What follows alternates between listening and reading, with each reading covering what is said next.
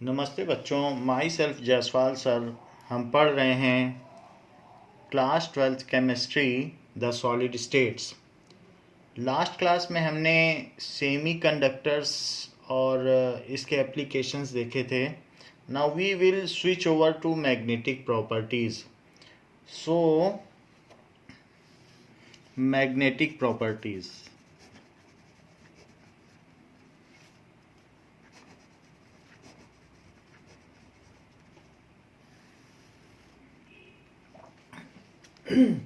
so those substance which get attracted to magnet are called ferromagnetic substance. इतना हम पहले से ही जानते हैं. And magnets are those substance which attract ferromagnetic substance. Those substance like Fe, nickel, chromium, gadolinium, which strongly get attracted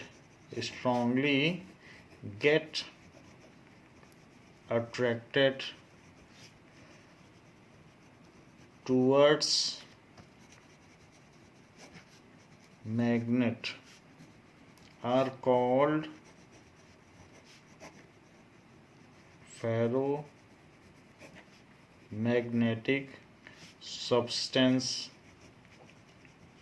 And magnets are those substance which attract ferromagnetic substance, and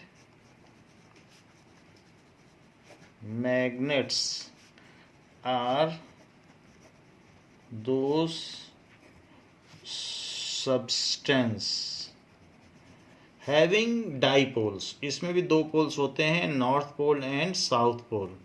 So having dipoles which attract ferromagnetic substance.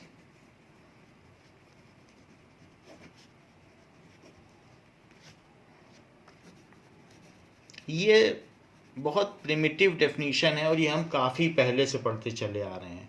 Now we will see something additional कि magnetic properties क्या होती हैं. There are some substance which are strongly attracted, which are weakly attracted, which are weakly repelled, or there are the substance which are also when heated then they lose the magnetic properties. So in this way various criteria are there for categorization of magnetic substance. तो magnetic substance को हम देखें और magnetic properties को भी देखें कि क्या होती है. कि किसी भी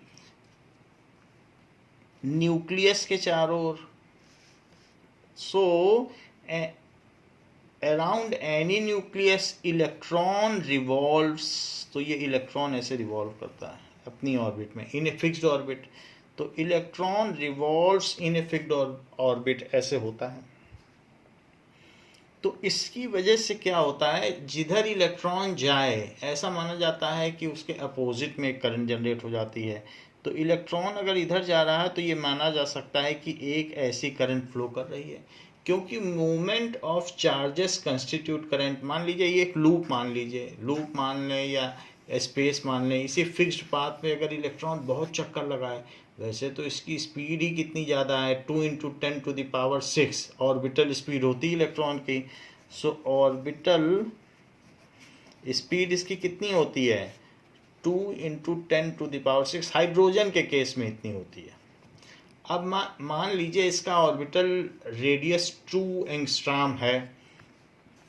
सो ऑर्बिटल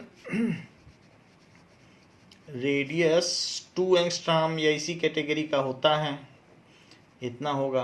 तो इसका सरकमफ्रेंस कितना हो गया, सरकमफ्रेंस हो गया 2πr. So it is 2π into 2 × 10⁻⁻10 metre that is 4 pi into 10⁻⁻10 metre. ये तो इसका सरकमफ्रेंस हो गया। अच्छा, इस डिस्टेंस को अगर वो इस स्पीड से चलेगा तो एक चक्कर कितनी देर में लगाएगा? So time taken to complete one round, time taken to complete one round is equals to, time क्या होता है? Distance upon speed. So it is distance तो सरकमफ्रेंस है, तो सरकमफ्रेंस है 4 पाई इंटू 10⁻⁻10, यहाँ हमने निकाल लिया, और अपॉन इसकी कुछ स्पीड होगी तो 2 इंटू 10⁻⁻6 ये चीज़ है। तो इन सब को अगर देखा जाए तो ये बहुत थोड़े समय में ही अपना एक चक्कर पूरा कर लेगा, and that is a infinitesimally small interval of time. सिर्फ -4 सेकंड में ही अपना चक्कर लगा लेगा, क्योंकि नीचे की चीज़ मीटर पर सेकंड है, ऊपर मीटर है, तो मीटर मीटर कर गया, पर सेकंड ऊपर चला गया। सो दिस मच टाइम में वो एक चक्कर लगा लेता है, तो यही टाइम पीरियड हो गया। भाई जितने टाइम में कोई एक चक्कर लगाएगा, जैसे अर्थ है तो वो अपनी ऑर्बिट पे एक चक्कर जो लगाती है तो उसका टाइम पीरियड हो गया। कोई भी चीज़ एक ऑसिलेशन कंप्लीट करे या रिवोल्यूशन कंप्लीट करे तो फ्रीक्वेंसी क्या होती है? 1 अपॉन टाइम पीरियड। मेरा कहने का मतलब है कि फिर एक सेकंड में वो कितने चक्कर लगाएगा? ये तो है कि एक चक्कर में इतना सेकंड, तो एक सेकंड में कितना चक्कर, इसका उल्टा कर दो या यूनिट फैक्टर मेथड लगा दो। So this is 1 upon 2 pi into 10⁻⁻4। So this much number of rounds लगाएगा वो पर सेकेंड रिवोल्यूशन, या ये कह सकते हैं 1 अपॉन 2 पाई, तो इतना तो वो चक्कर लगा देगा, और 10⁻4 ऊपर हो गया, 10⁻4 upon 2 pi. So this much revolution per second, revolution per second. यानी किसी भी तरफ, मान लीजिए यहीं पर ही आपकी नज़रें टिकी हों, तो आप कह सकते हैं कि इलेक्ट्रॉन यहाँ से एक सेकंड में इतनी बार गुजरा। And what is this? अगर मैं 1 में 2 पाई से डिवाइड कर दूं, यानी 6.28 से, तो चेक कर लें कि क्या आ जाएगा। सो 1 divided by 6.28 is equals to, so it is 0.159, it is equals to 0.159 into 10⁻³ revolution per second आ गया, या 1.59 इंटू 10⁻³ रिवोल्यूशन पर सेकंड। इतने रिवोल्यूशन वो कर लेगा एक सेकंड में, इतने चक्कर लगा लेगा, 1000 चक्कर, 1000 भी क्या 1500। अच्छा, तो ये समझो कि उस पर्टिकुलर पॉइंट पे जहां हमने अपनी नज़र टिका रखी थी, वहां से वो 1500 टाइम्स या 1.59 इंटू 10⁻² टाइम्स गुजरा। 2 है ये, तो 2 का मतलब कितना हो गया? 159 टाइम्स, 159 टाइम्स, 1500 नहीं होगा, 159 टाइम्स गुजरेगा। तो 159 टाइम्स, तो कितना चार्ज किसी प्लेस से मूव कर गया, वो करंट होती है। तो इतनी बार अगर इलेक्ट्रॉन अगर मूव किया है, तो इस पॉइंट से कितनी करंट मूव की है, यानी वो इलेक्ट्रॉन कितनी बार गुजरा। सो अमाउंट ऑफ करंट क्या हो जाएगा? So current will be equals to 159, ठीक है, और इनटू उसका जो चार्ज हो जाएगा, क्योंकि ये तो पर सेकंड में है, तो ये चीज़ पर सेकंड हो गई, और फिर उसके बाद जो चार्ज होता है इलेक्ट्रॉन का वो लिख लीजिए, that is we are writing about magnitude only. और जो इलेक्ट्रॉन के चलने की दिशा होती है उसके अपोजिट में क्या होता है? Direction of current. तो यहाँ पर हमने ये पता कर लिया, दिस मच 159 पर सेकेंड, ये तो हो गया इतना चक्कर लगाता है रिवोल्यूशन। और चार्ज क्या होता है? 1.6 इंटू 10⁻⁻19 कूलम। तो कूलम पर सेकंड ही तो करंट होती है, तो इस तरीके से हमारी करंट आ गई। तो अब अगर 159 में मैं इससे मल्टीप्लाई कर दूं 1.6 से, सो 159 into 1.6 is equals to 254.4. So 254.4 into 10 to the power -19 coulomb पर सेकेंड भी लिख सकते हो, और मर्जी हो तो एम्पियर भी लिख सकते हो। तो 2.544 इंटू 10 टू द पावर, इस चीज़ को छोटा कर दिया तो इसे बड़ा कर दो, -17 एम्पियर। तो ये हमने हाइड्रोजन के केस के लिए किया है, for hydrogen, for H atom, कि इतनी करंट उसमें से होती है। बहुत ही थोड़ी करंट है ये, तो 1 एम्पियर से कितनी थोड़ी है। लेकिन क्या आपने 10th में ये बात पढ़ी है कि जब भी करंट अगर सर्कुलर पाथ में मूव करे, तो सर्कुलर पाथ में मूव कर जाए तो उससे क्या होता है, करंट हमने यहाँ पर एक सेल लगा दिया और सर्कुलर पाथ में मूव कर जाए तो उसमें क्या होगा, जैसे ये करंट ऐसे मूव की, फिर ऐसे मूव की, फिर ऐसे मूव की, तो ऐसे हर लूप में मूव कर रही, तो ये राइट हैंड रूल लगाया जाता है। तो इधर नॉर्थ हुआ कि नहीं हुआ, तो Maxwell's right hand thumb rule. तो इस प्लेस पर नॉर्थ हो जाता है और इस प्लेस पर साउथ हो जाता है, और फिर ये लूप कंप्लीट हो जाता है। ऐसे ये सॉलिनॉइड बन जाता है। तो इस तरीके से मैग्नेटिक फील्ड लाइंस पैदा होती है। जब भी सर्कुलर रोटेट करे तो ऐसा सॉलिनॉइड बन जाता है। और ऐसा न भी हो, अगर मान लीजिए there is only loop, then also you can find out current. If current moves in a loop, ये देखो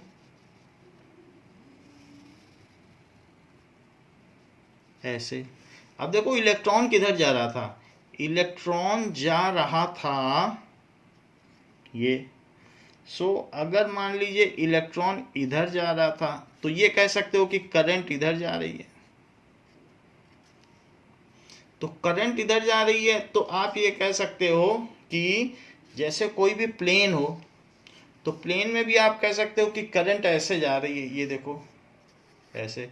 तो जो थंब है वो नीचे है, क्योंकि ये चीज़ तो हमने एक प्लेन पे बना दी ना। इसको आप एक प्लेन समझो कि टेबल पर ये रखा हुआ है, तो ये टेबल है। तो टेबल पर अगर ये चीज़ रखी हुई है और इलेक्ट्रॉन ऐसे जा रहा है, आप ऐसे, ये बीच में प्लस है, तो ये इलेक्ट्रॉन इधर गया तो करंट ऐसे गई। तो आप देखिए राइट हैंड थंब रूल लगा करके, तो थंब नीचे है और फिंगर के डायरेक्शन में करंट है, तो फिंगर के डायरेक्शन में करंट है, राइट हैंड थंब रूल लगाओगे तो इसका मतलब है कि नॉर्थ नीचे हो गया और साउथ ऊपर हो गया। तो if current is moving in a circular path, देखो वाइस वर्सा की बात है, if current is moving in a linear path, then Maxwell कहते हैं कि फिर फील्ड ऐसे होगी, सर्कुलर और कंसेंट्रिक होगी। तो उसको भी कार्डबोर्ड से आप और फिर कंपास रख के पता कर सकते हो। तब उस केस में क्या करते हो कि भाई फील्ड ऊपर है, करंट ऊपर है, तो फील्ड फिंगर जहाँ कर्व्स है, द रैपिंग ऑफ फिंगर, तो आप कहते हो कि फिर ये सर्कुलर फील्ड है। तो यानी जो मैग्नेटिक फील्ड है और इलेक्ट्रिक करंट है या इलेक्ट्रिक फील्ड है, ये यूनिफाइड कर दिया है। तो इसका यूनिफिकेशन हो चुका है and it is unified by James Maxwell. तो अगर करंट ऐसी है तो फील्ड सर्कुलर है, और अगर करंट सर्कुलर है तो फील्ड ऐसी हो जाती है। That is like this. तो अब हम ये कह सकते हैं कि in this case there is, it acts as a magnet, ये एक टाइनी मैग्नेट की तरह काम करता है। तो जरा देखें, और इसकी डायरेक्शन, जो मैग्नेटिक मूवमेंट की डायरेक्शन है वो नॉर्थ से साउथ होती है। ऐसा बताया कि नॉर्थ से, ऐसा इसमें बुक में लिखा हुआ है कि नॉर्थ से साउथ होती है, केमिस्ट्री की बुक है इसलिए लिखा है, बट ऐसा होता नहीं है। मैग्नेटिक मूवमेंट की डायरेक्शन अभी फिजिक्स में आप पढ़ोगे, फिजिक्स में एक चैप्टर आएगा। अगर ये आई करंट है और इसका एरिया ए है, तो जब किसी भी प्लेन में आप ये ले लो, करंट ले लो और उसका एरिया, तो थंब ऊपर हुआ, तो रैपिंग ऑफ फिंगर अगर करंट हो और थंब के डायरेक्शन में मैग्नेटिक मोमेंट होता है, तो इस तरीके से मैग्नेटिक मोमेंट ऊपर हुआ। इसको म्यू से डिनोट करते हैं। और म्यू इज मैग्नेटिक मोमेंट जो आई ए होता है। वैसे तो एन आई ए होता है कि इसमें अगर मान लो इसमें 100 चक्कर आपने वायर के लगा दिए, इंसुलेटेड वायर के, तो ये और स्ट्रॉन्ग मैग्नेट हो जाएगा। तो mu is equals to N I A होता है। असली फार्मूला तो ये है जिसको कि हम लोग फिजिक्स में सीख लेंगे, which is number of rounds कितने हैं, और आई करंट हो गया, और ए क्या हो गया कि सरफेस एरिया, लूप का एरिया, एरिया ऑफ लूप। अब खैर हमारे केस में तो हमारे में एक ही इलेक्ट्रॉन है और उसी एक इलेक्ट्रॉन से हमने करंट कैलकुलेट कर ली, क्योंकि जो फ्रीक्वेंसी थी उसमें मल्टीप्लाई किया चार्ज का तो करंट आ गई। तो हमारा तो आई ए का केस बनता है। तो इस तरीके से अगर यहाँ पर आई यहाँ कैसा है, उल्टा हाथ है, तो थंब नीचे है ना हमारा, देखो आई कैसे, ऐसे, तो इस तरीके से मैग्नेटिक मोमेंट नीचे हुआ। तो चूंकि ये फिजिक्स का मैटर है इसलिए केमिस्ट्री की बुक में थोड़ा सा गड़बड़ दिया गया है, बाकी आप नेट पे चेक कर सकते हैं। तो यहाँ पर आप देख सकते हैं कि मैग्नेटिक मोमेंट इन्होंने इलेक्ट्रॉन से पता किया है, जबकि वो पॉजिटिव चार्ज की डायरेक्शन से पता होता है। तो इन्होंने राइट हैंड थंब रूल तो लगाया है, लेकिन इलेक्ट्रॉन के चलने की दिशा में मैग्नेटिक मूवमेंट किया है। और अगर आप फिजिक्स की सेकंड बुक निकाल के फिजिक्स की फर्स्ट बुक में ही देखिएगा, जो इलेक्ट्रिसिटी एंड मैग्नेटिज्म का चैप्टर, तो उसमें मैग्नेटिक मूवमेंट आ जाएगा, वो करंट की डायरेक्शन के हिसाब से होता है राइट हैंड रूल से। तो इसलिए ये चीज़ यहाँ पर गड़बड़ हुई है, डायरेक्शन में गड़बड़ी की है। केमिस्ट्री और उसके फिजिक्स के ऑथर अलग अलग होते हैं, तो यहाँ पर आपको ये मानना पड़ेगा फिजिक्स इस मामले में ज़्यादा एक्यूरेट है, क्योंकि मैग्नेटिक मूवमेंट फिजिक्स का टॉपिक है। तो खैर मैंने नीचे बना दिया है, जो सही करने का है वो हमने कर दिया है, आप चाहें तो रिफ़र कर सकते हैं नेट से या कैसे भी। तो ये मैग्नेटिक मोमेंट हो गया कि वो नीचे होता है। अगर बहुत जल्दी जल्दी चक्कर लगे या बहुत बड़े एरिया में लगे तो म्यू है मैग्नेटिक मोमेंट। म्यू क्या है, मैग्नेटिक मोमेंट। मैग्नेटिक मोमेंट क्या होता है, मैग्नेटिक मोमेंट जैसे डाइपोल मोमेंट होता है वैसे मैग्नेटिक मोमेंट होता है। तो ये एक तरीके की पोल स्ट्रेंथ को दर्शाता है। जैसे डाइपोल मोमेंट P क्या होता है, Q इंटू 2a, जहां पर उनके बीच की डिस्टेंस होती है। तो ये तो डाइपोल मोमेंट का फार्मूला है कि एनी चार्ज, तो यानी आप ये कह सकते हैं चार्ज मल्टीप्लाइड द सेपरेशन। और यहाँ पर जो मैग्नेटिक मोमेंट है वो आई और इनटू एरिया। आई तो करंट हो गई, ए उसका लूप हो गया, और ये हो गई। इस तरीके से ये दिखाता है कि पोल स्ट्रेंथ कितनी है। कोई मैग्नेट जितना शक्तिशाली होगा उसका मैग्नेटिक मोमेंट की क्वालिटी उतनी ज़्यादा होगी। तो मैग्नेट शक्तिशाली होने का मतलब है कि उसका मैग्नेटिक मोमेंट ज़्यादा हो। तो ज़्यादा कैसे किया जाए, ये तो बात हमने आपको बता दी कि मैग्नेटिक मोमेंट उसके रिवॉल्यूशन से हो रहा है। तो it is magnetic moment due to orbital motion. इसको कहेंगे म्यू एल। तो ऑर्बिटल मोशन की वजह से हो रहा है मैग्नेटिक, क्योंकि ऑर्बिटल के लिए एल भी दिया जाता है, एन एल ऐसे अलग अलग वैल्यू होती है कि नहीं। फिर म्यू एल, फिर म्यू एस होता है, फिर एक एस होता है that is spin quantum number. तो principal quantum number, azimuthal quantum number इसी तरीके से अलग अलग होते हैं। So orbital quantum number and spin quantum number. So magnetic moment due to, किसकी वजह से, due to orbital motion of electron. Orbital motion of electron is called mu L, उसको कहेंगे म्यू एल। ठीक है, so this is mu L. Orbital motion की वजह से जो इसका मैग्नेटिक मोमेंट हुआ उसको क्या कहा गया, म्यू एल। अच्छा, अब देखिए कि ये तो बात हो गई कि ऑर्बिटल मोशन की वजह से जो हुआ उसको हमने कह दिया mu L, this is mu L. अब देखें कि एक और भी तरीके का मोशन है कि इलेक्ट्रॉन अपनी एक्सिस पर भी रिवॉल्व करता है। आपको मालूम है जो अर्थ होती है वो अपनी एक्सिस पे घूमती घूमती सन के चारों ओर चक्कर लगाती है, तो rotation with revolution. So rotation तो एक्सिस पर है और रिवॉल्यूशन सन के चारों तरफ है। तो इस तरीके से रोटेशन ऑफ इलेक्ट्रॉन, ये रिवॉल्यूशन ऑफ इलेक्ट्रॉन है, रिवॉल्यूशन। और ये क्या है, अपनी एक्सिस पर ये रोटेट कर रहा है।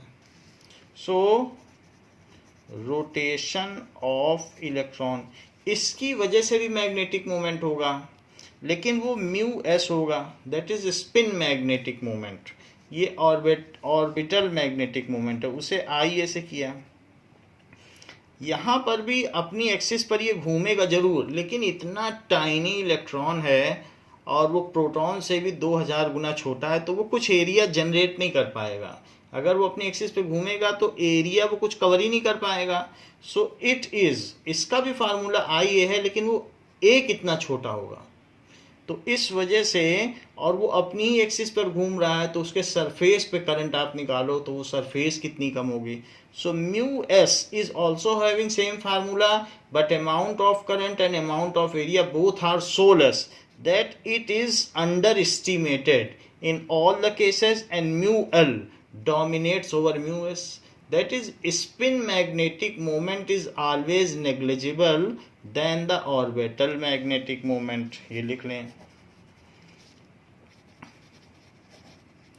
magnetic moment is always less than, very less than, ये भी लिख सकते हैं, always very less than orbital magnetic moment.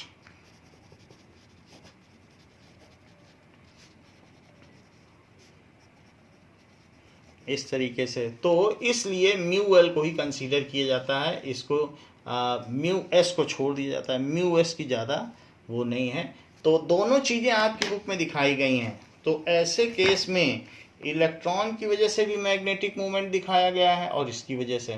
अब इलेक्ट्रॉन अगर उधर मूव कर रहा है तो आप ये समझ लीजिए, देखो ऊपर की डायरेक्शन दिखाएगी, ये भी गलत है। इलेक्ट्रॉन अगर ऊपर है तो आप सोचिए प्रोटॉन उल्टा मूव कर रहा होगा, तो करंट किधर मूव कर रही होगी, उल्टी। तो करंट अगर जैसे मूव करेगी तो ये नीचे, मैग्नेटिक मोमेंट इसमें नीचे की तरफ होगा, तो इसे म्यू एस कहेंगे। वो फिजिक्स की बुक आपके पास होगी, पार्ट 1, उसमें आप पीछे देख लेंगे इलेक्ट्रिसिटी एंड मैग्नेटिज्म चैप्टर में, तो बात क्लियर हो जाएगी, क्योंकि एक ही कॉन्सेप्ट है तो दोनों में एक जैसा होना चाहिए। जैसे आप देखिए कि डाइपोल मोमेंट में भी यही बात की गई है, डाइपोल मोमेंट माइनस से प्लस की ओर होता है, लेकिन केमिस्ट्री वहाँ पर भी गड़बड़ करती है। जैसे HCl है तो ये माइनस और ये प्लस है ना, तो वो डाइपोल मोमेंट को ऐसे दिखाती है ना, गलत। और जबकि फिजिक्स में वही पढ़ो तो जो पॉजिटिव चार्ज है और जो निगेटिव चार्ज है तो वहाँ डाइपोल मोमेंट ऐसे दिखाया जाता है। तो फिजिक्स में डाइपोल मोमेंट की डायरेक्शन माइनस से प्लस है, और केमिस्ट्री में डाइपोल मोमेंट की डायरेक्शन, उसका सिंबल भी खैर दूसरा है, तो जो भी है वहाँ पर भी उसको म्यू कह देते हैं। तो डाइपोल मोमेंट इधर दिखाया जाता है, इसमें इधर, तो यहाँ पर भी फिजिक्स और केमिस्ट्री में अंतर आता है। वैसे मैग्नेटिक मोमेंट में भी अंतर आता है, ठीक है, क्योंकि एक बुक में ये इंडियन कॉन्सेप्ट ले रही है और दूसरे में ये अमेरिकन कॉन्सेप्ट ले रही है। अमेरिकन कॉन्सेप्ट के हिसाब से जहाँ इलेक्ट्रॉन जाए वही करंट की डायरेक्शन है। तो पियर्सन की जो भी बुक्स हैं वो सारी आप देखें तो उसमें अमेरिकन कॉन्सेप्ट में निगेटिव चार्ज की डायरेक्शन को करंट माना गया है। तो हम एक ही कॉन्सेप्ट ले सकते हैं, दोनों तो नहीं ले सकते हैं। तो जो भी हो, हमने ये ले लिया कॉन्सेप्ट। तो ये एक तरीके से Russian concept, Chinese concept, England का कॉन्सेप्ट और हमारा सब मिलता जुलता है, तो हम उसी कॉन्सेप्ट पे चल रहे हैं। ब्रिटिश कॉन्सेप्ट भी यही है। तो अब ये जरा देख लो, तो मैग्नेटिक मोमेंट मैंने नीचे दिखा दिया क्योंकि इलेक्ट्रॉन इधर मूव कर रहा है, तो करंट ऐसी मानी गई, इसलिए मैग्नेटिक मोमेंट नीचे हुआ। It is as per right hand thumb rule. किस रूल से हुआ? एज पर ऊपर वाली भी बात, राइट हैंड थंब रूल, उसी से निकाला गया, आप खुद लगा के देख लें। अच्छा, ये तो बात हो गई कि मैग्नेटिक मोमेंट क्या है, is a physical quantity which accounts for the magnetic strength of each pole, कि उसके नॉर्थ पोल और साउथ पोल किसी भी मैग्नेट के कितने शक्तिशाली हैं, इस बात को मैग्नेटिक मोमेंट दर्शाता है। सो magnetic moment is the measure of it is the measure of strength of magnetic field of north and south pole, या strength of magnetic north pole and south pole of magnet. अब हमने आपको बताया कि कोई wire में अगर current हो तो उसमें इधर नॉर्थ होता है, उधर साउथ होता है। थंब रूल लगा लो, तो ऊपर की ओर ये करंट जा रही है, तो ऊपर नॉर्थ हुआ, नीचे साउथ हुआ। ये देखो, ये वायर है, तो वायर में जहाँ रैपिंग है उधर थंब लगा लो। तो एक तरीके से मान सकते हैं कि ये एक मैग्नेट हो गया, और ऊपर की ओर इसका मैग्नेटिक मोमेंट हो गया, ऐसा माना जा सकता है। इसी तरीके से atom itself is a magnet, atom itself is a magnet. ये इलेक्ट्रॉन मूव कर रहा है तो इसे मैग्नेट माना जा सकता है। वो जिधर करंट जा रही होगी उसके हिसाब से माना जाएगा, यहाँ करंट ऐसे है तो नीचे है, तो लेकिन ये मैग्नेट तो है। अगर आपको मालूम है एक ऑर्बिटल में 2 इलेक्ट्रॉन होते हैं, तो एक अगर क्लॉकवाइज मूव करता है तो दूसरा एंटी क्लॉकवाइज मूव करता है, मालूम है? एक अगर ऐसे है और दूसरा ऐसे, ऐसे शो करते हो। इसका मतलब क्या समझते हो? इसका मतलब है कि both are rotating in opposite direction. अगर एक ही डायरेक्शन में दोनों रोटेट करते तो ऐसे केस में उन दोनों का मैग्नेटिक मोमेंट एडअप हो जाता और वो अनस्टेबल हो जाता। तो अगर किसी भी एटम में 10 इलेक्ट्रॉन हैं तो 5 उसमें क्लॉकवाइज रोटेट करेगा और 5 एंटी क्लॉकवाइज, अपने अपने ओरिएंटेशन में ऐसा करेगा। हम ये नहीं कह रहे हैं कि सारे जो है नॉर्थ की ओर ओरिएंटेड होंगे, क्योंकि पी ब्लॉक के अपने अपने ओरिएंटेशंस हैं, तो उस ओरिएंटेशन में ये दोनों अपोजिट डायरेक्शन में स्पिन कर रहे होंगे, ऐसा होगा। तो यहाँ पर अगर सिंगल किसी में इलेक्ट्रॉन है, मान लो 11 इलेक्ट्रॉन हो गए, तो ऐसे केस में उसमें रेसिडुअल मोमेंट, मैग्नेटिक मोमेंट रह जाएगा, क्योंकि एक इलेक्ट्रॉन एक्स्ट्रा हो गया, उसको कट तो कोई नहीं कर पाएगा। और किसी में अगर इवन नंबर ऑफ इलेक्ट्रॉन हो गए तो उसका मैग्नेटिक मोमेंट 0 होगा। यही बात मुझे बतानी है, क्योंकि पेयर वाइज वे एक दूसरे के मैग्नेटिक मोमेंट को कट कर देते हैं। तो अब और देखें कि जैसे कि सबसे पहले ये समझो मैग्नेट क्या होता है, ये तो हमने आपको बता दिया मैग्नेट क्या होता है। और एक और भी चीज समझो कि the magnetic moment associated with hydrogen, तो जो भी होगा it is equals to magnetic moment associated with hydrogen is called Bohr magneton, orbital magnetic moment. वास्तव में हम आइए वाला फार्मूला लगाएंगे। So that is orbital magnetic moment associated with H atom is, अब हमारे में तो करंट इतनी निकली है, करंट अगर इतनी निकली है तो हम इसमें करंट के साथ आई ए निकालें, आई और ए, क्योंकि ए एरिया हो जाएगा और आई इतनी है। सो 2.544 इंटू 10⁻⁻17 और एरिया कितना है पाई आर स्क्वायर। तो उसके हिसाब से अगर देखा जाएगा तो पाई और जितना भी एरिया होगा तो वो एरिया निकाल लिया जाए। सो करंट इनटू एरिया अगर ऐसा किया जाए तो हमें ये पता चल जाएगा कि इसका मैग्नेटिक मोमेंट कितना है। अब हाइड्रोजन एटम में हमने 2 एंगस्ट्रॉम रेडियस लिया है, सो उससे हम उसका एरिया निकालें तो आपको पता चल जाएगा that we are not going to calculate, क्योंकि हमारा इससे मैच नहीं कर रहा है। ये वैल्यूज़ तो हमने अपनी मेमोरी के बेसिस पर लिखी हैं कि कितना कितना उसकी स्पीड है, and these are approximated speed की, इतनी अप्रॉक्सीमेटेड स्पीड है। हाइड्रोजन का एक्चुअल रेडियस भी हमने नहीं लिया है। तो अगर हम सब चीज़ एक्चुअल लेते जाएं और इनके कैलकुलेशंस भी फिजिक्स की उसी बुक के जो इलेक्ट्रिसिटी एंड मैग्नेटिज्म के 2nd पेज में हैं, तो वहाँ हम जब कैलकुलेट कर लेंगे प्रोसीजर यही है, लेकिन चूंकि वैल्यूज़ थोड़ी डिफ़र कर सकती हैं, तो हम अगर वैल्यूज़ ठीक ठीक लें तो हमारा ये कैलकुलेशन ठीक आ जाएगा। अब ज़रा देखें कि यहाँ पर मैग्नेटिक मोमेंट जब इसको कैलकुलेट करेंगे तो इट इज़ 9.27 इंटू 10⁻⁻24। अब यहाँ देखो क्या है, आई तो एम्पियर हो गया और एरिया हो गया मीटर स्क्वायर। तो ये जो वैल्यू है हाइड्रोजन की फर्स्ट ऑर्बिट में जो करंट होगी आई, उसको कैलकुलेट करने पर थोड़ी वैल्यू डिफ़र आएगी, ज़्यादा डिफ़र नहीं आएगी, लेकिन वो फिज़िक्स की बुक में देखने से पता चल जाएगा कि कितनी है। फिज़िक्स की बुक से हम देखते हैं और पता करते हैं।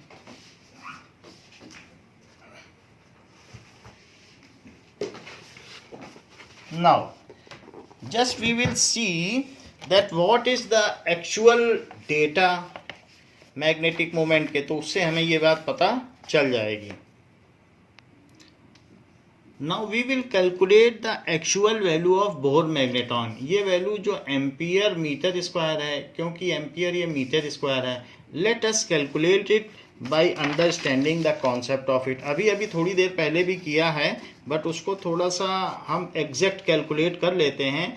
Bore magneton is the magnetic moment associated with electron orbiting in its ground state, यानी n=1 में अगर इलेक्ट्रॉन घूम रहा है तो उसमें कितना मैग्नेटिक मोमेंट है, यानी कितना मैग्नेटिज्म है, उसको बोर मैग्नेटॉन कहते हैं।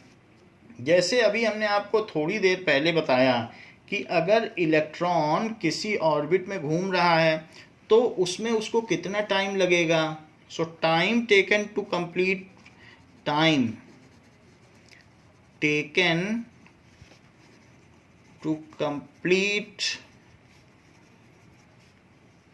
वन रोटेशन, जो अपनी तरह, या वन रिवोल्यूशन कंप्लीट करने में कितना टाइम लगेगा, तो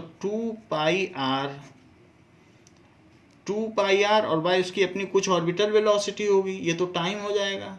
सो इसलिए ये तो हो गया 2πr/v। तो नंबर ऑफ रोटेशंस क्या हो जाएंगे, so number of revolution per second is equals to 1 time period, so v/2πr।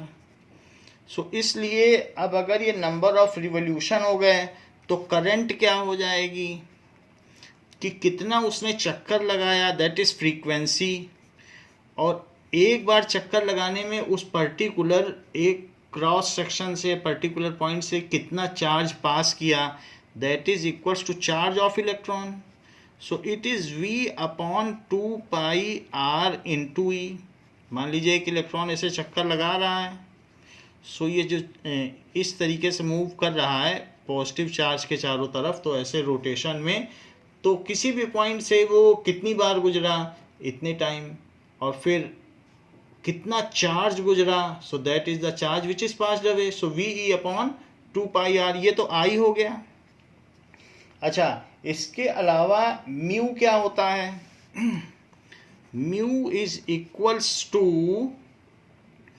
IA, mu is equals to IA, और यहाँ पर हम L की बात करें क्योंकि ऑर्बिटल, सो VE अपॉन 2πr, ऐसा लिखा जा सकता है।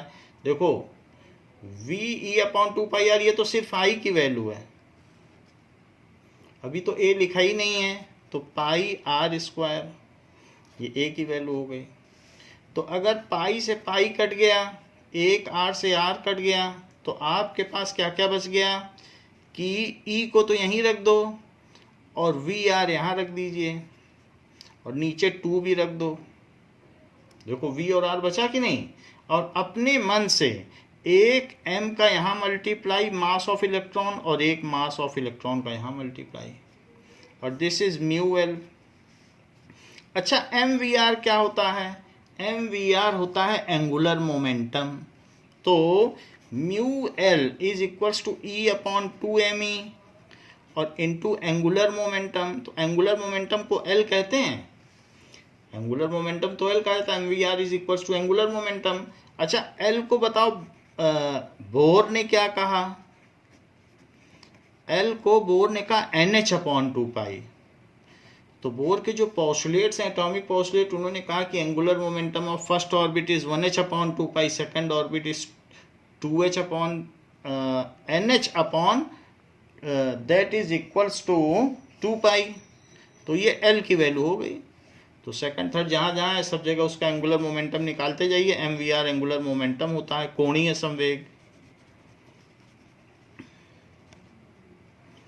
अच्छा, अब ये एंगुलर मोमेंटम हो गया, तो इसमें कुछ चीज़ें हैं, जैसे n की वैल्यू 1 हो गई, तो E into 1 into H upon 2 into mass of electron into pi.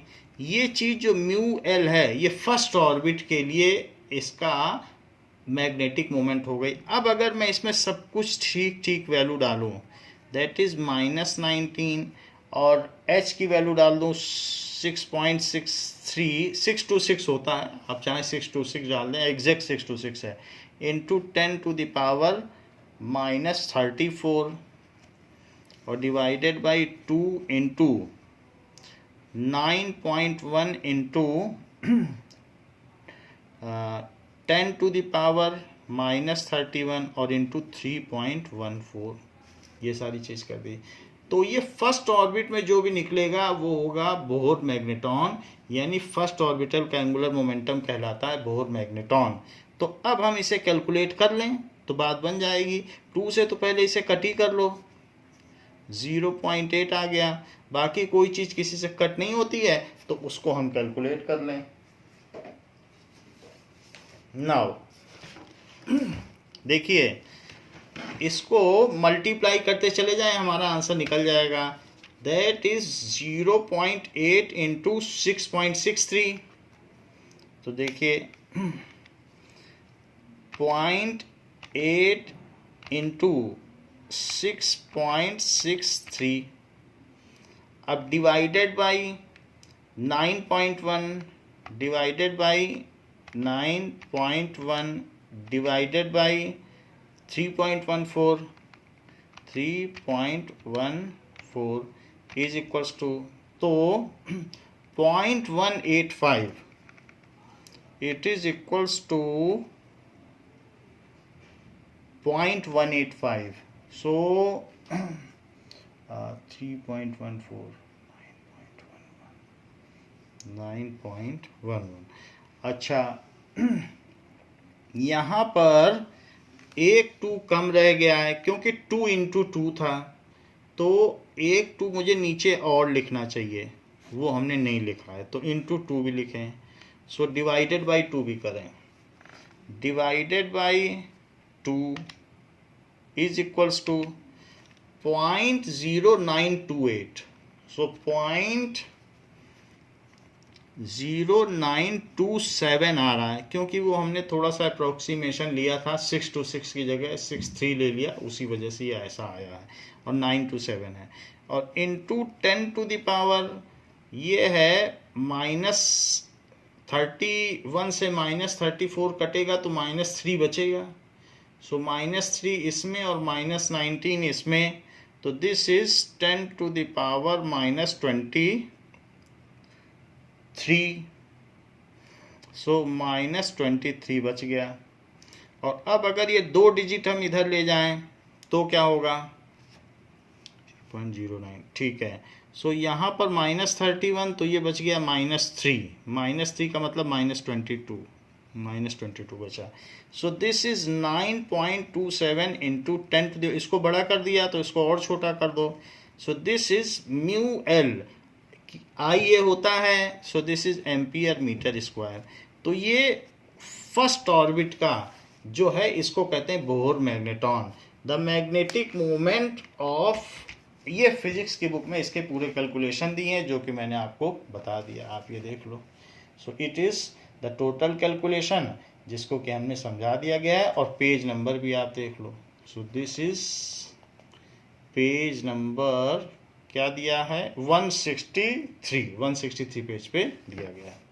सो यही वैल्यू अब आपके में भी आ रही है 9.27 into 10 to the power -24 ampere per metre square. तो होता क्या है बोहर मैग्नेटॉन? लिखा है ना Bohr magneton. What is Bohr magneton? So Bohr magneton is magnetic moment associated with first electron revolving in first orbit of hydrogen atom. Magnetic moment associated with electron revolving in ground state या first orbit ground state, that is n is equals to 1 में अगर वो revolve कर रहा है तो ground state हो गई। तो ग्राउंड स्टेट में रिवॉल्व कर रहा है तो उसका जो भी मैग्नेटिक मोमेंट होगा इज कॉल्ड बोहर मैग्नेटॉन। उसे BM कहते हैं, is called Bohr magneton.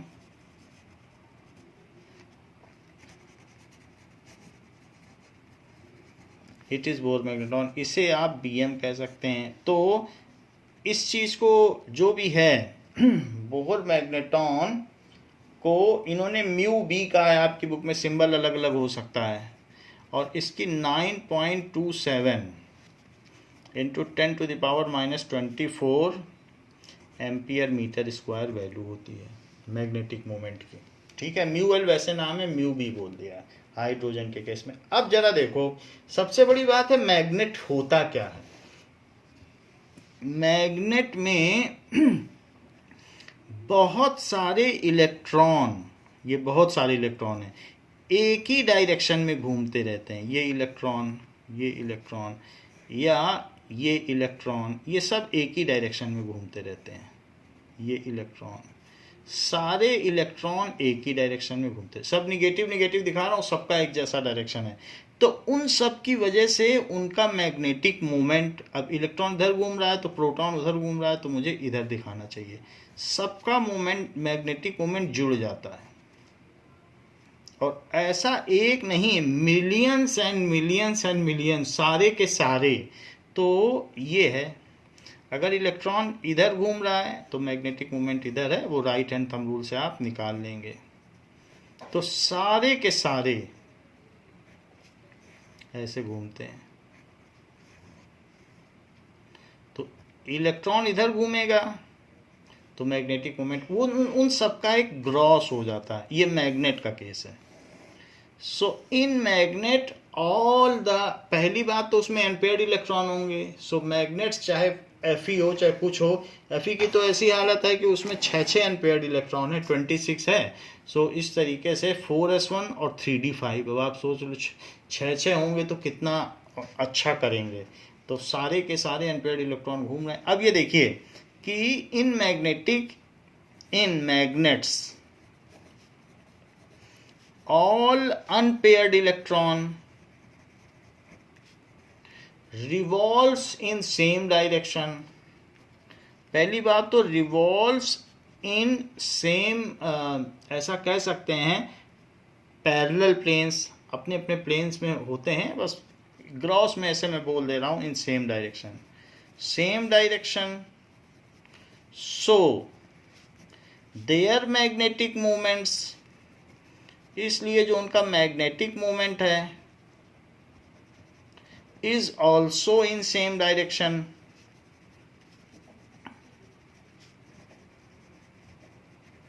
So it add up, इसलिए ये क्या हो जाता है, जुड़ जाता है। तो जो भी उनका मैग्नेटिक मोमेंट होगा वो जुड़ जाता है, और सीधी सी बात है मैग्नेटिक मोमेंट जो होता है वो नॉर्थ की तरफ डायरेक्टेड होता है, साउथ से नॉर्थ की तरफ डायरेक्टेड होता है।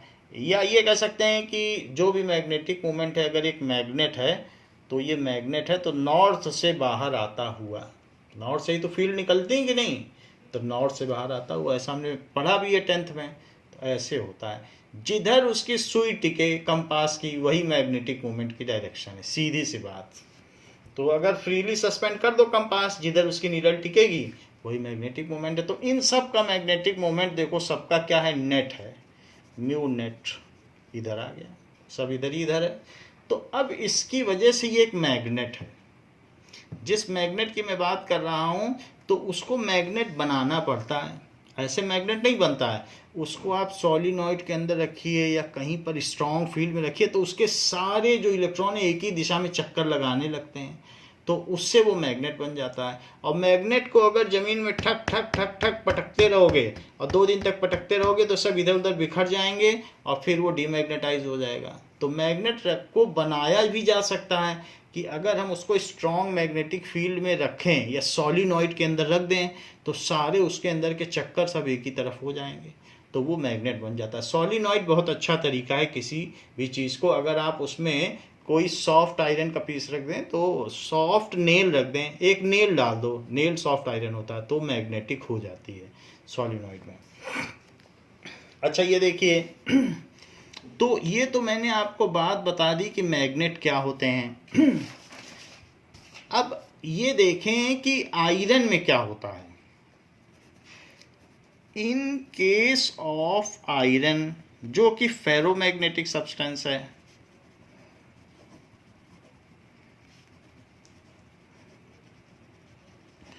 फेरोमैग्नेटिक सब्सटेंस है, सो मिलियंस ऑफ इलेक्ट्रॉन, जो मिलियंस ऑफ इलेक्ट्रॉन्स होंगे वो 1 mm से भी छोटे, 1/10 पार्ट ऑफ 1 mm पर होंगे। So millions of electron are rotating in same direction, in same direction in a radius of, बहुत छोटा एरिया होगा, आप उसे कह सकते हैं कि 0.1 mm, आप ये कह सकते हैं रेडियस में, इतने रेडियस में रहेंगे। तो उतने रेडियस वाला जो एरिया बने उसमें सब एक डायरेक्शन में, तो तब भी मिलियंस हैं। And they will gross up, they aggregate to make a very large magnetic moment. तो उनका सबका जब एक ही प्लेन में एक ही डायरेक्शन में घूम रहे हैं, they aggregate to make very large magnetic moment.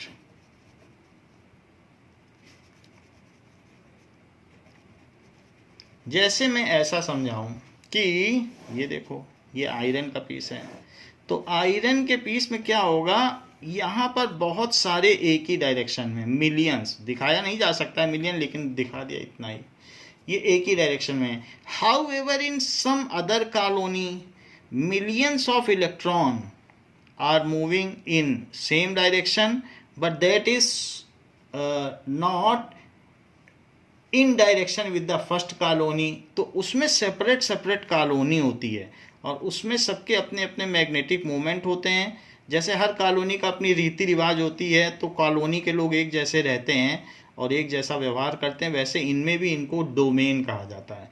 Domain का मतलब they are oriented in same direction. So various electron in one domain are oriented. Magnetic moment, वास्तव में मैं मैग्नेटिक मोमेंट दिखा रहा हूँ, इलेक्ट्रॉनों का रोटेशन नहीं दिखा रहा हूँ। उससे जो मैग्नेटिक मोमेंट बन रहा है, थंब उधर दिखा दो तो आपको रोटेशन पता चल जाएगा, जिधर एरो है उधर थंब दिखा दो राइट हैंड का। सो ये सब क्या है, domain. It is called, this region is called domain. This region is called domain. तो मैं ये एफई की बात कर रहा हूं, तो एफई में ऐसे कई सारे होंगे लेकिन सबके मिसअलाइन होंगे। उनमें मिसअलाइन का मतलब आपस में दूसरे डोमेन से उनका कुछ मेल जोल नहीं होगा। तो ऐसा है। Magnetic moment of different domains are in different direction. हर एक में मिलियंस मिलियंस ऑफ इलेक्ट्रॉन है और हर एक डोमेन के मिलियंस ऑफ इलेक्ट्रॉन एक ही डायरेक्शन में घूम रहे हैं, लेकिन डिफरेंट डोमेन के या डिफरेंट कॉलोनीज के इलेक्ट्रॉन अलग अलग डायरेक्शन में घूम रहे हैं। So magnetic moment of different domains, different domain are in different direction।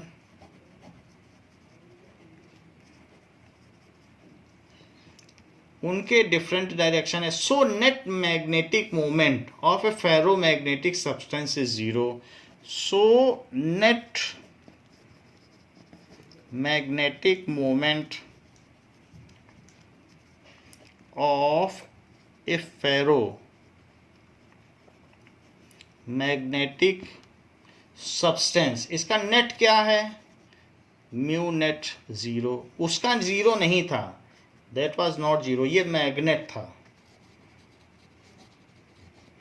ये किसी एलॉय का हो तो कुछ भी हो सकता है, निकॉल ऐसा है, कुछ भी हो जो अलग अलग मटेरियल के मिला के एलॉय से बनते हैं मैग्नेट। तो यहाँ पर net magnetic moment of a ferromagnetic substance is zero. तो ये जीरो हो गया। हाउ एवर, लेकिन जरा देखिए, however if ferromagnetic substance are brought in proximity,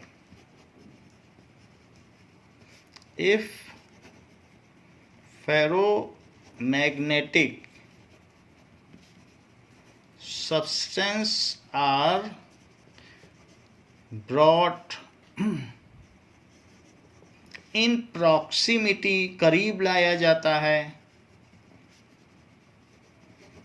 of magnetic substance,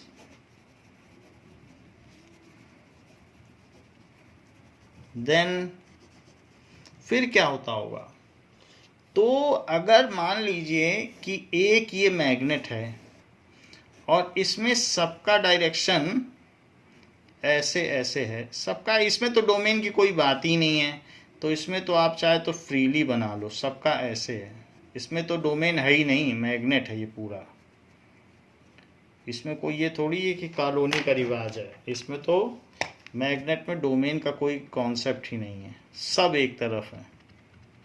अच्छा, इसमें सब एक तरफ है और आप इसके बगल में किसे ले आए, फेरोमैग्नेटिक सब्सटेंस को। तो फेरोमैग्नेटिक सब्सटेंस में भी सब अब एक तरफ अलाइन हो जाएंगे इसकी पावर के चलते, जिसके पास पावर है, तो सारे एक ही तरफ अलाइन हो गए, सब अलाइन हो गए ना। अच्छा, जिधर एरो होता है उसे क्या कहते हो, उसको कहते हो नॉर्थ, और ये हो गया साउथ इसका। तो इधर भी, इधर क्या हो गया, नॉर्थ, और ये क्या हो गया, साउथ। साउथ से जाएगी फील्ड और नॉर्थ में, तो नॉर्थ और साउथ अट्रैक्ट हो जाएंगे कि नहीं। ये फेरोमैग्नेटिक था, लेकिन इसके पास लाने से सब अलाइन हो गए, तो ये भी एक थोड़ी देर के लिए टेम्पररी मैग्नेट बन गया। सो अब इसमें म्यू नेट वो नॉन जीरो हो गया। अब ये टेम्प्ररी मैग्नेट हो गया, थोड़ी देर इसमें मैग्नेटिज्म रहेगा, लेकिन खटखट खटखट करोगे तो फिर सब डिसअलाइन हो जाएंगे, तो थोड़ी देर रहता है। कभी कभी आयरन की पिन मैग्नेट में रखो तो वो मैग्नेटिक हो जाती है। तो इस तरीके से ये टेम्प्ररी मैग्नेट हो गया। All domains get aligned in direction of magnetic field, direction of field, ये चीज़ है। और ये मैग्नेट है, और आपको मालूम है कि साउथ की तरफ नॉर्थ अट्रैक्ट होता है, तो जैसा ये लाइन हुआ ये नॉर्थ बन गया, और देखो साउथ की तरफ अट्रैक्ट हो गया।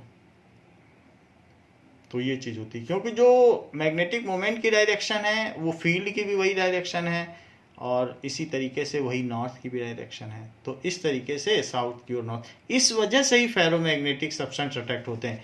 ये चीज़ अगर यहाँ रखी जाती तो भी यही हाल होता, तब वो साउथ इधर आ जाता तो भी अट्रैक्ट हो जाता। तो इसलिए आयरन के पीस हर तरीके से अट्रैक्ट ही होने हैं, उनको कहीं पर भी रखो वो तो अट्रैक्ट होगा ही। तो इस तरीके से अट्रैक्ट हो जाता है। तो ये मैग्नेट है, और जबकि फेरोमैग्नेटिक सब्सटेंस है। So in this way the ferromagnetic substance get attracted strongly to the magnet. This is the reason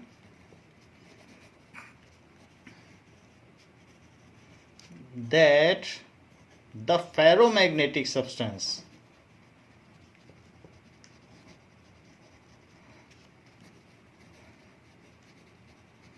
are strongly attracted to magnet। अब देखिए, जो सॉलिड सब्सटेंस होते हैं on basis of magnetic properties,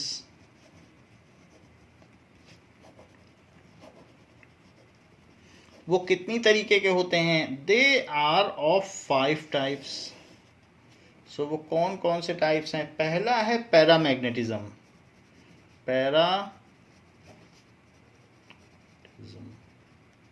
paramagnetism की weakly attract हो, यानी ferromagnetic से 1000 गुना कम।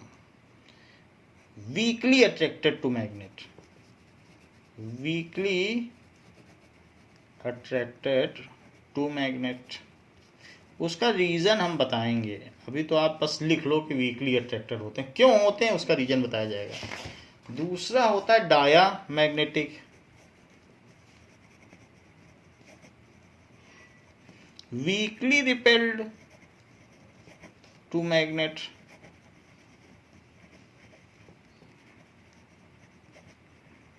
आप आश्चर्य करेंगे रिपेल क्यों होते हैं, तो अगर इनमें, वैसे इनमें पेयर्ड इलेक्ट्रॉन है इसलिए रिपेल होते हैं, वो हम देखेंगे कि पेयर्ड होते हैं तो क्या होता होगा, उसका बेसिक क्या है, आखिर रिपेल क्यों हो जाते हैं, ये वीकली क्यों अट्रैक्ट होते हैं, स्ट्रांगली क्यों नहीं होते। तीसरी चीज़ है फेरोमैग्नेटिक, उसके बारे में ऊपर काफ़ी कुछ बताया जा चुका है। फेरोमैग्नेटिक,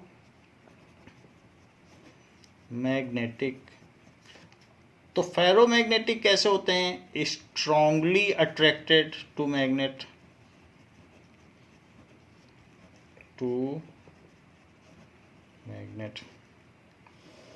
फिर इसका 4th टाइप क्या है और 5th टाइप क्या है?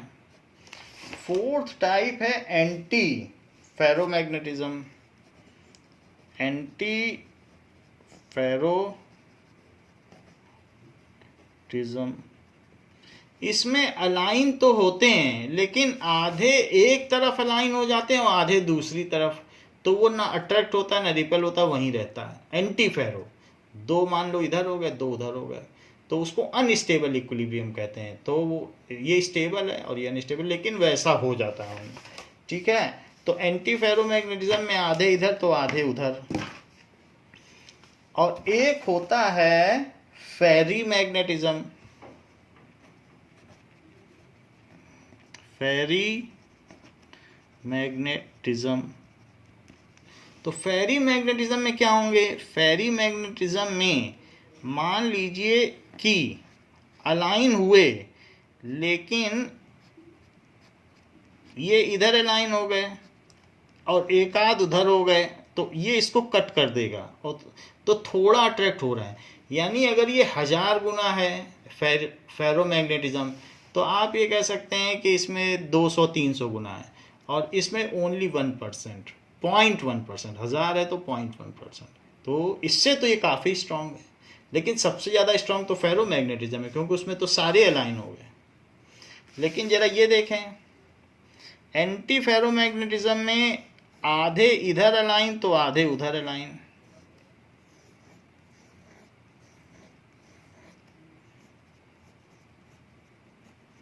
तो कुछ इधर अलाइन, तो सब एक दूसरे को कट कर देते हैं। ये तो कट ही हो गया इसमें, तो not attracted to magnetic field. तो हम खैर हर एक केस के बारे में आपको अलग अलग बताएंगे कि कैसे कैसे इनका प्रॉपर्टी है और क्यों है। So we will discuss those things in next class along with the in text question and the exercise question. तो बच्चों इस क्लास के लिए इतना ही। थैंक यू बच्चों।